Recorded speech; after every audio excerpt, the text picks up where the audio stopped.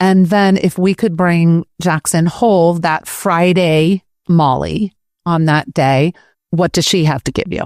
Throw your hat over the wall. Trust the process. The outcome is not guaranteed, but you're on a journey and you know at a minimum that you're going to grow from it. No matter whether the outcome is good or bad or what you want or not what you want, you will grow from the process and the journey regardless. This is The Growth Moment with your coach, Amy Kay. Inspiration, ideas, and incredible insights for you to be more and do more. Get ready to grow today. Boy, do I have a true growth moment kind of gal on the show today. Fierce, courageous, and determined to live to the fullest. Molly Waggoner. She shares two pivotal life moments, ones that fundamentally changed her trajectory and reconnected Molly to her true self. I'm personally inspired by these stories. No wonder that Molly's business is called Live Inspired and includes coaching, writing, speaking, and podcasting. I love these growth moment episodes. Usually I'm solo, sharing a tool or a concept. It's special for me when I get to bring a guest to the microphone to play in my sandbox. I want you to lean back and think about your pivotal moments. As you listen to Molly's, notice what clicks or resonates, any ahas, and hear the invitation for you to live inspired. We begin right as I ask Molly to describe her biggest growth moments. All right, Miss Molly, tell me about the two that you have. One of them was when I took up surfing. That was a huge growth movement, not even a growth moment, but growth movement that moved my life in a totally new and amazing and empowering trajectory. And is a lot of the reason why I came up with my Live Inspired mantra / philosophy. The other one was moving to Jackson Hole, Wyoming during COVID and really embodying my throw your hat over the wall philosophy, which is just kind of going for something when you don't know what the result is going to be. And it feels really scary and really risky and there's no guarantee and it's a huge unknown, but you know enough about yourself to throw your hat and you know that you have it within you to figure out how to get the hat on the other side of the wall. And that growth moment too led to a whole new trajectory in my life. What's the difference between the surfing and Jackson Hole from the sense, why is one throw your hat over the wall versus surfing wasn't a throw your hat, it was a different kind of growth? Right. I'll start with the surfing. I think, one is an opportunity being presented to you and there's a decision to be made. It's sort of a fork in the road, a sliding door moment in your life, which is the move to Jackson Hole. And another one I will say is just sort of an inspiration, something that's being called to you at a certain time of your life that you answer the call and it takes your life in a new direction and you discover something new about yourself. So, and that's what discovering surfing was. And how did you get called? By the waves, by the board? Right. That's such a great question. So this was in my early 40s. I was raising two kids. I had my son when I was 37, my daughter when I was 40. So I was a late bloomer as a mom. And I hadn't intended on being a stay-home mom, but it sort of turned out that way. And so I was spending a ton of time with my kids and I was taking my son around to skate parks. He was really into trick scootering. And growing up, I was very athletic. I played tennis. I played soccer. I skied. I was a daredevil. I would go on camping trips and hurl myself off cliffs, into the water. So, I was watching my son do some of the similar, like dropping into pools at the scooter park, and something physically started getting stirred up inside of me watching him. Like it was like a calling to a past. God, you woke up. Right. Like a reawakening of a past self. And I was like, I want that. I want that feeling. And I knew I wasn't going to start trick scootering or skateboarding or dropping into pools, but it was something stirred up inside of me. And then cut to, months later, I was down at Doheny Beach in San Juan Capistrano. I was sitting on the beach and I was watching my best friend at the time, my son Hudson, and my husband, and they were all surfing. And I was sitting there watching again in the position of being an observer. And that stirring on the sidelines, and that stirring that I felt at the skate park rose up, and I looked beside me and there was a spare surfboard laying beside me, and I grabbed it and I ran out into the ocean and I started paddling for waves and I started catching waves. And I had surfed one time before in Hawaii, like everybody does. You go on vacation, you learn to surf in Hawaii in really small, forgiving waves. And so I had done that once, and then I had surfed one time in Malibu and scared the crap out of myself because it was big surf and had sworn off surfing. So I had a couple experiences surfing, but I was not a surfer by any means.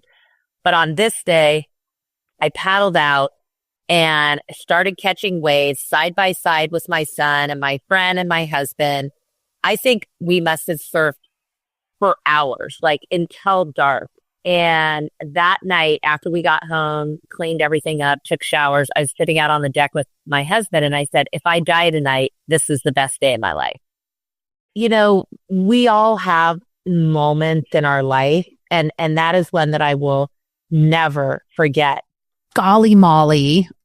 This is so cool. Right. I mean, there was no, you should do this or you should do it because your friend's doing it, or you should do it because it would be good to connect with your husband and son. I mean, I had dated surfers, a lot of surfers, and I would always look at surfers and think, God, that just looks so amazing. Like I could imagine the feeling that would come from it, but I was terrified of waves. I mean, even to this day, I've surfed all over the world. I've been surfing for over 10 years. I'm still scared to body surf, and I'll drop into big waves on my surfboard. So the ocean itself wasn't really a calling, but that feeling that I got that day, that childlike joy, energy, empowerment, that engagement, and just feeling of being like completely in something and doing something where you have no idea how much time is passing or anything. You're just in it. You're in flow. And embodied. Right. Embodied for sure. And then I was just absolutely hooked. And it put my life on a whole new trajectory. I felt like, at 44 years old, after having kids, raising kids, doing everything for them, like I had rediscovered myself and this whole new passion. And the side benefit is that surfing's rad. I mean, it made me feel like really young. Just being out there in the ocean and the sun and the salt water and doing something that's just so inherently cool. I think surfing is so inherently cool. And so joyful. I mean, like dolphin joyful kind of energy. I mean, that seems bliss. Oh, absolutely. And connecting with, I don't know anything that is a stronger connection to like earth and source, because we were all created in water in our mother's wombs, right? Floating around in water. And so that is a place where to this day, I feel the strongest connection to myself, whether it's, in the ocean, in the pool, in a bath, in a cold plunge.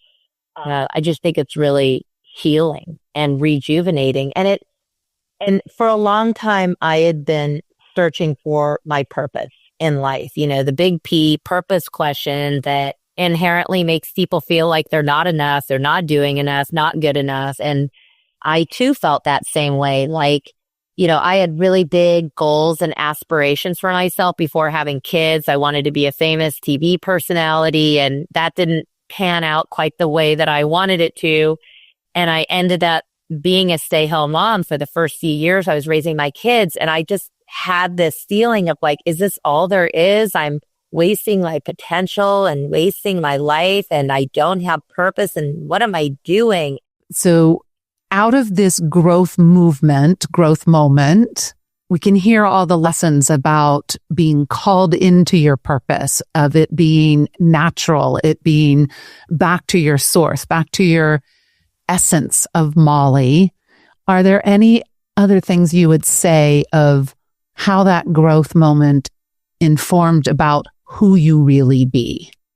I think I want to touch back really quick on you can't force your will on your life. I think the lesson that I learned, not just from discovering surfing, but I had many lovely teachers that taught me this lesson in addition to surfing. I'm using surfing as a metaphor for a teacher, was you have to allow for your life to unfold. And with that, trusting yourself, your source, to manifest that which is your true desire and your true calling.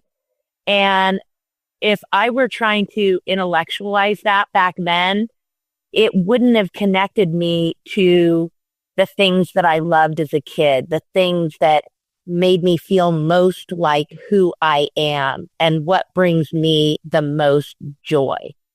And I had to actually experience those things, like experiential learning. I had to experience those things to learn the lesson, because I think up until that point, I was just in my head, like, you need to be this, you need to be that, this bigger than life personality. And nowhere in that was a connection with an internal sort of listening to, trusting, believing.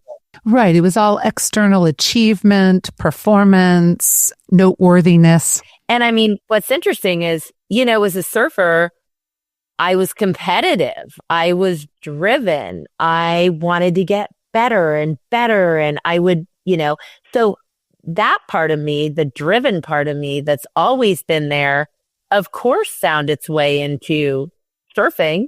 Like, no matter where you go, there you are. You're still Molly. There you are. Yeah. Right. It's not like I became this stoner, deadhead surfer. No, Molly was still in the surfer. No, you did it the Molly way.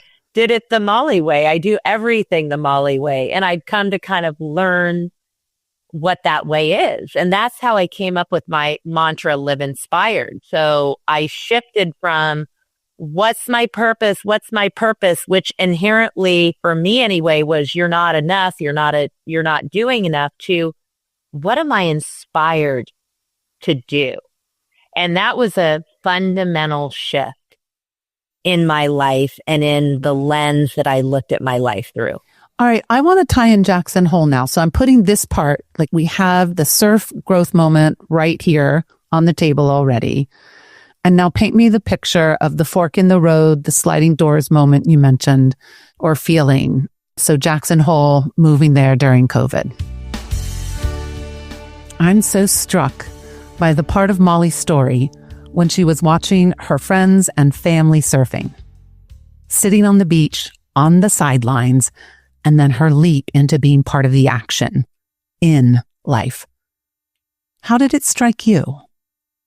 Is there something right now where you can grab the metaphorical surfboard and go that would have you say, if I died tonight, this was the best day of my life? There is something so powerful for me personally here. Don't stay on the sidelines. Even if you are terrified, and how incredible new possibilities can open up right here, right now. All because you decide to listen to the call. Your clues are what brings you a feeling of connection to yourself. Not ego disguised as purpose, just your true essence. Will you heed the call? Of course, you can just use Molly's growth moment as food for thought. You're not obligated to change your life today. I'm also interested in what else came up for you so far. Feel free to pause the audio and capture your insights and ideas to explore. Definitely ponder what makes you feel engaged, empowered, and embodied. What brings joy. Now, we switch into Molly's second growth moment, the throwing her hat over the wall story. Here's a quick summary of the context. It's summer 2020.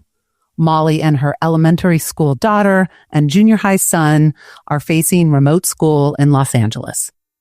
So Molly starts researching the possibility of moving to Jackson Hole, Wyoming, after hearing of friends who had found an in-person school and because her mother-in-law was staying there during COVID.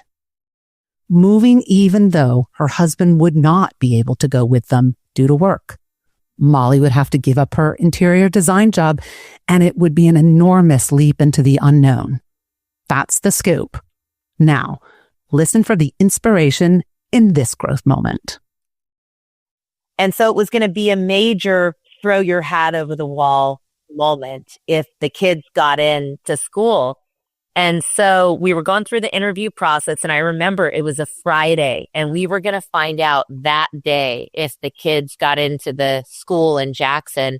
And that day was also the first day of the new school year.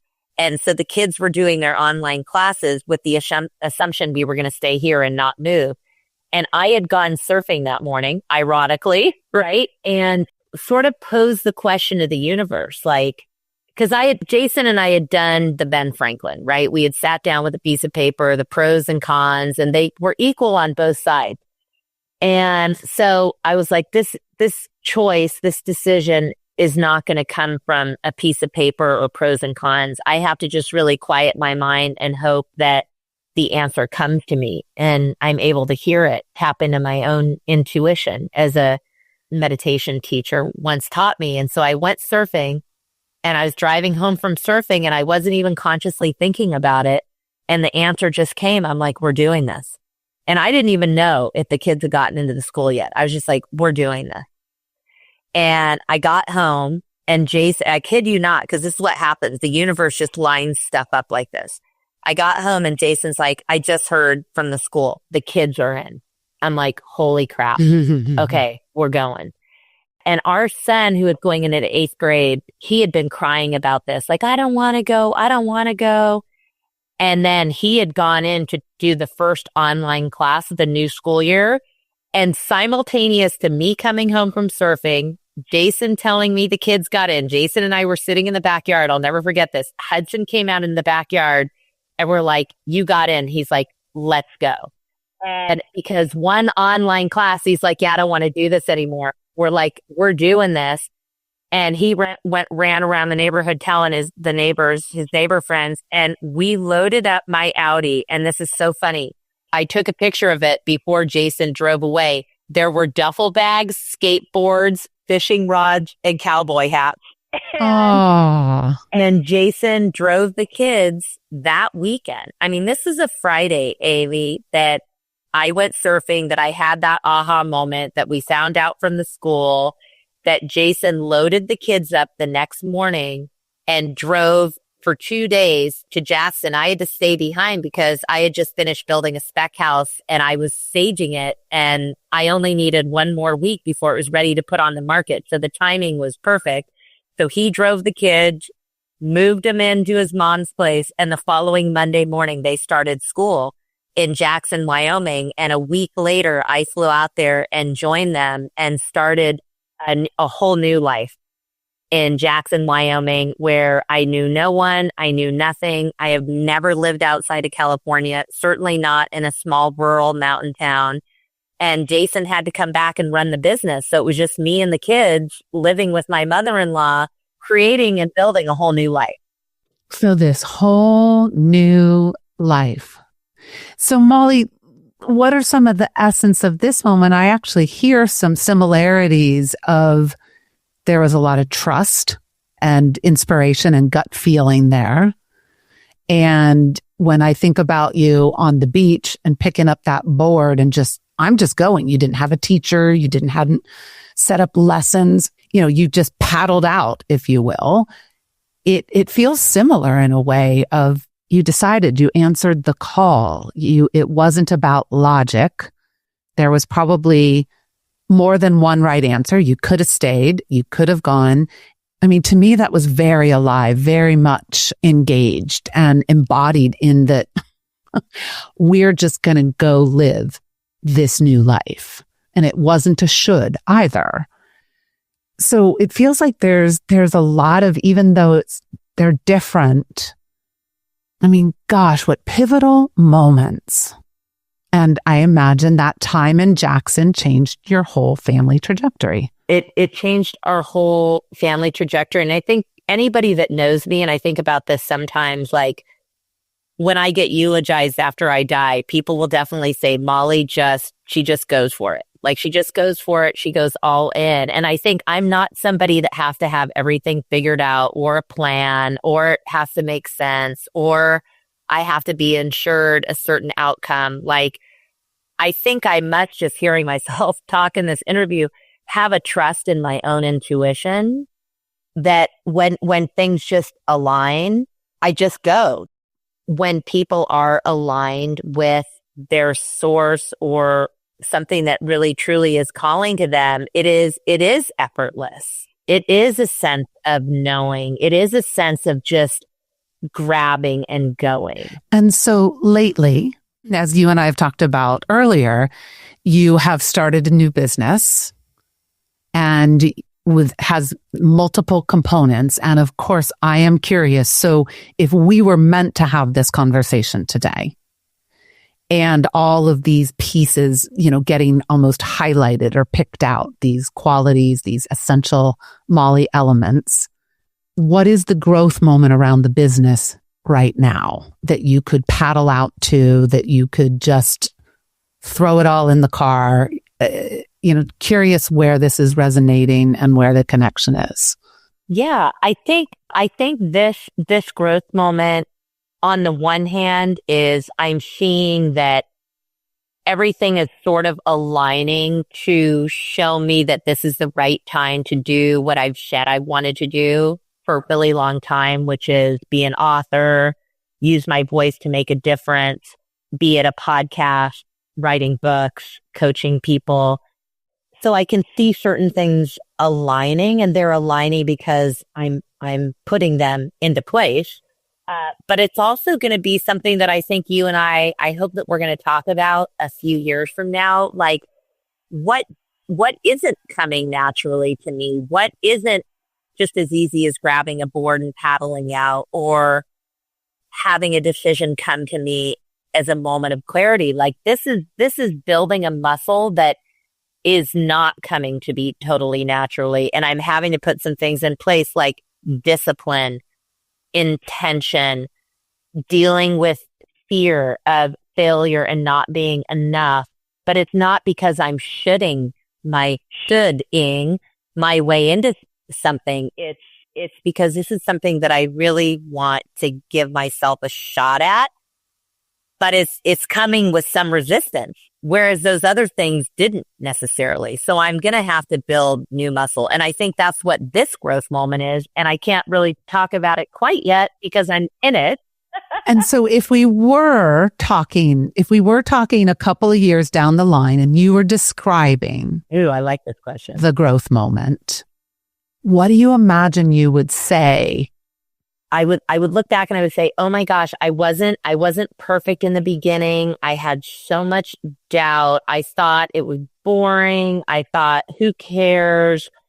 This is going to take a lot of work, but I stayed in it. And I just kept taking the next step. I kept putting my butt in the seat. I kept being in the process, in the journey, in the work.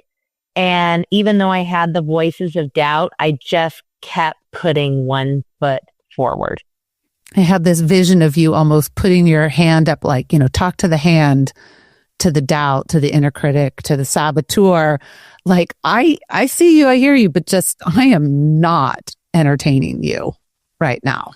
You do not get to stop me. Well, and it's interesting. I just want to say this. I had a flashback moment relative to the inner critic. When I was 50, I'm now 56, my husband and I went on a surf trip to Fiji, and we surfed some really big waves. And I don't even know that I could do that now, what I did then. And I remember paddling out one day. Jason couldn't go with me, and it was just me and a lot of the surf instructors. And I didn't catch many waves, if any waves. And I came back and I was crying and I was beating myself up, even though the day before I had pretty sure I caught like a 10-foot wave. But I was so hard on myself. And I look back now and go, girl, you were ripping, And so I think sometimes we don't have the perspective when we're in it. That's why I said I need to just stay in it and take the next step forward, because I know someday I'm going to look back on this time and go, you were doing it, girl. You were doing it. Just keep doing it. Right. Like, you didn't realize it at the time, but that moment and that moment and that moment all led to holding the book in your hands, coaching that incredible client that you thought you would maybe never coach, speaking, all of it. All of it. Right. So, Molly, I don't know if this will do anything for us. If Surfer Day Growth Moment Molly could just sit down with us, what would she give you for this growth moment? What does she want to remind you of and put in your hands? Just keep paddling out. Just keep paddling out. I asked a friend recently, like, even when it's scary, even when you're scared of the ocean. I mean, this is such a great metaphor that anybody listening to this can take into their own lives. I was on a surf trip recently, again, beating myself up a little bit, felt like I wasn't surfing as well as I wanted to, even though I surf great in hindsight. And I said, how do I get to be a better surfer? He said, surf more. How do I get to be a better author? Write more.